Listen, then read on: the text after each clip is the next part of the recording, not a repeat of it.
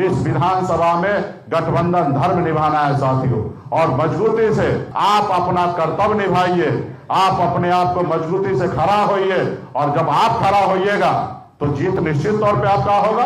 बांकीपुर उपचुनाव को लेकर अब सरगर्मी काफी तेज हो चुकी है, क्योंकि एक तरफ महागठबंधन की तरफ से प्रत्याशी रेखा गुप्ता है तो दूसरी तरफ बीजेपी के नीरज सिन्हा, तो वहीं प्रशांत किशोर भी मैदान में है। लेकिन लगातार आपको बता दें कि महागठबंधन की प्रत्याशी रेखा गुप्ता के लिए तेजस्वी यादव ने रोड शो किया, तो कई सवाल भी खड़े हुए कि सिर्फ रेखा गुप्ता के लिए आरजेडी ही खड़ी है, कांग्रेस और जो बाकी घटक दल है वो उनके साथ नहीं है, जबकि एनडीए में पूरी मजबूती है। चिराग पासवान भी जो नीरज सिन्हा है उनके लिए वोट मांगते हैं और बाकी घटक दल भी उनके लिए वोट मांगते हैं, लेकिन महागठबंधन में एकजुटता नहीं है।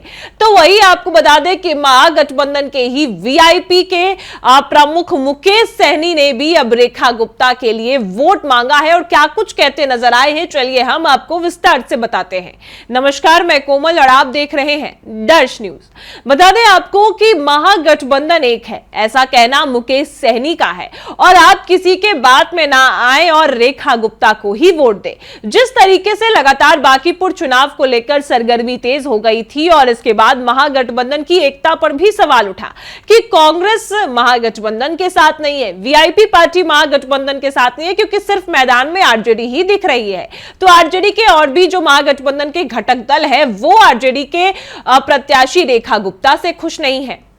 लेकिन अब आपको बता दें कि वीआईपी पार्टी के प्रमुख मुकेश सहनी ने भी रेखा गुप्ता के लिए वोट मांगा है और इस बात को झुठला दिया है कि महागठबंधन में एकता नहीं है। तो वहीं जिस तरीके से आपको बताया कि बीजेपी के नीरज सिन्हा के लिए पूरी एनडीए एक हो चुकी है। एनडीए में नीतीश कुमार, निशांत कुमार, जेडीयू, एलजेपीआर, लोजपा रामविलास के राष्ट्रीय अध्यक्ष चिराग पासवान सभी वोट मांग रहे थे। तो ऐसे में महागठबंधन के लिए मुकेश सहनी ने किस तरीके से वोट मांगा है, पहले आप उनके उस बयान को सुनिए।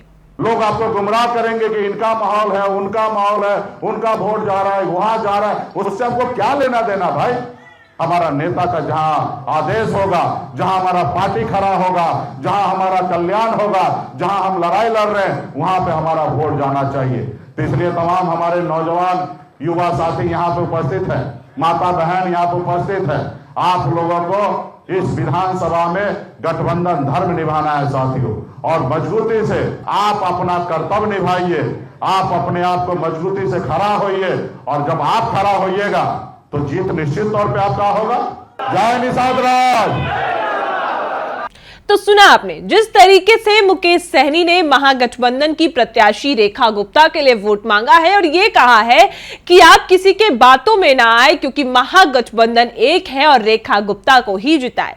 क्योंकि लगातार आपको बता दें कि ये सत्ता पक्ष के लोग आपको गुमराह कर रहे हैं, मुद्दों से भटकाने का काम कर रहे हैं, ऐसा मुकेश सहनी का कहना है।